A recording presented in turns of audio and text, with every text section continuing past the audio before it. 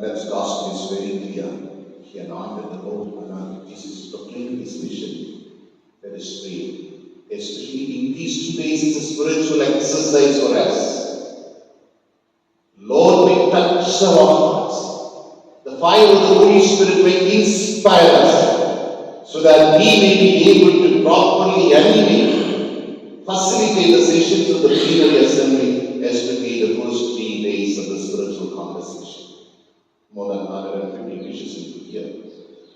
I was telling the Cardinal, if 20 are touched by the Holy Spirit, go back to the diocese, huge impact. Huge impact will be there in the church. I request you are going to be the facilitators, animators, secretaries, and leading this process. Let us pray in this days very seriously so that we may experience the Lord. We may be able to anoint by the Holy Spirit. We are all weak. Don't think I am strong. I am confident. No. We are strong only because of Jesus. We are strong only because of our consecration or because of our ordination or anointing. Let us place our trust in the Lord so that we may be able to carry forward the Lord's mission that He has to each one.